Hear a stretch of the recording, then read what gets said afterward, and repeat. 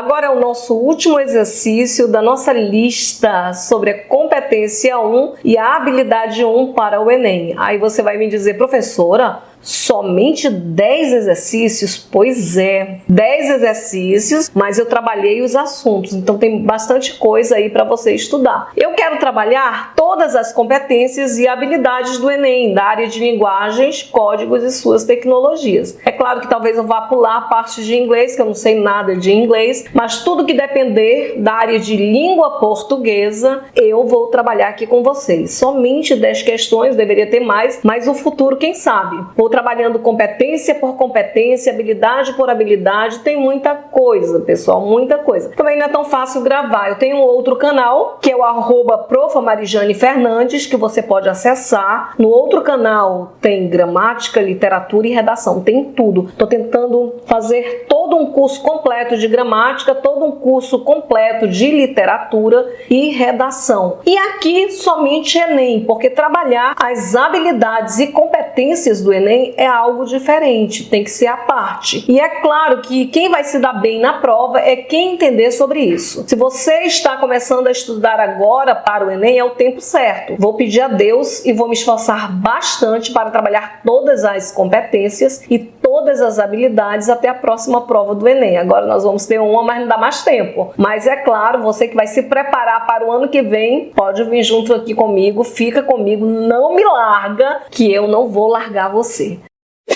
Tá bom? Vamos agora à última questão dessa nossa lista. Baixa a lista, nós vamos para o exercício de número 10. E ainda quero lembrar a vocês que a competência 1 diz respeito ao uso de todas as tecnologias de comunicação em todos os processos da nossa vida. No trabalho, na escola, com os amigos, no dia a dia, em tudo. A habilidade 1 vai dizer respeito ao tipo de texto que eu vou usar, que eu já falei sobre essa aula. Se é um texto que ele é dissertativo, se ele é narrativo, se ele é preditivo e assim por diante. Se eu vou usar uma linguagem verbal, uma linguagem não verbal. É claro que é muito comum aparecer gêneros textuais, que é um assunto enxerido, tá em tudo. Por isso que eu vou falar de gênero agora, já falei antes, vou falar na habilidade 3 e você precisa saber mesmo sobre gênero textual. É um assunto que cai na prova do Enem. Cai não, despenca na prova do Enem. Aí você já está enfadado, professora, não aguento mais. Olha, tem paciência, vai devagar, estuda devagar. Mas estuda sempre, não adianta ir com muita sede ao pote. Tem que tomar devagarinho para saciar a sede. Vamos agora à questão número 10, ainda da prova do Enem de 2016. Nós temos aqui um texto, mas antes de ler o texto, vamos verificar o enunciado. Olha o que diz o enunciado. Os gêneros textuais caracterizam-se por serem relativamente estáveis e pode reconfigurar-se em função do propósito comunicativo. Eles são relativamente estáveis, porque tem um assunto, tem um estilo, tem uma estrutura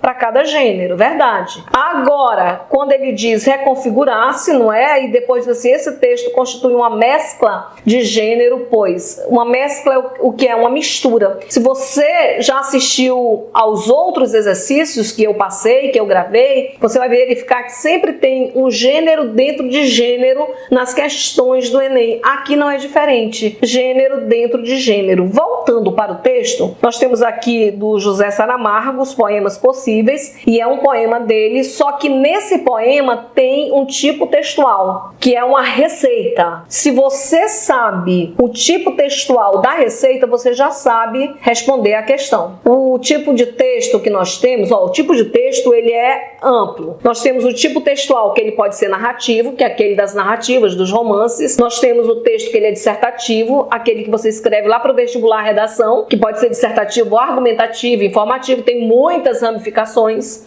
A partir de todas essas ramificações são os gêneros, né, para cada um tipo dela. Quando eu digo uma dissertação argumentativa escolar, aí é um gênero textual. O tipo de texto que ela usa, a dissertação. Nós temos o texto preditivo, que ele é aquele texto profético, que é uma profecia, tipo o Apocalipse da Bíblia. Nós temos um texto que ele é instrutivo, não é? Então ele diz como fazer, ele é prescritivo, ele prescreve, ele diz como fazer. Então tudo isso eu trabalho dentro do tipo textual. Eu tenho o texto que ele é descritivo, ele descreve as emoções, as situações, os lugares, passo a passo, detalhadamente. Isso é o tipo textual. Dentro do tipo textual, as ramificações que procedem desses tipos textuais são os gêneros textuais. Então nós temos aqui um poema, é um gênero textual. E cada poema ainda tem nome de poema e assim por diante, que nós não vamos entrar nisso. Só que é uma receita.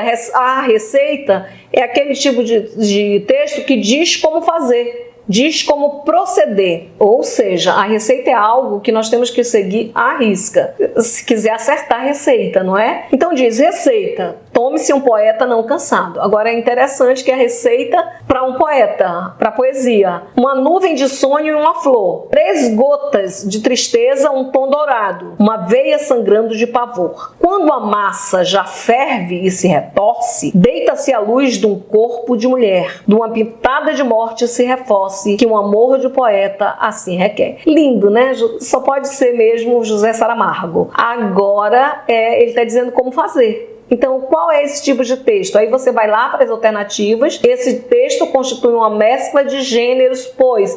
Por que é uma mescla de gênero? Porque nós temos um poema e dentro do poema tem o quê? Introduz o quê? Introduz procedimentos prescritivos na composição do poema. É isso, é uma tipologia de texto prescritivo. A receita é prescritiva. Um livro que te ensina como proceder, é um livro de mecânica, por exemplo, ele é prescritivo, ele te diz como fazer. Compra a mesa aqui, essa mesa veio com manual de instrução. A instrução é prescritivo, te diz como fazer à risca, passo a passo.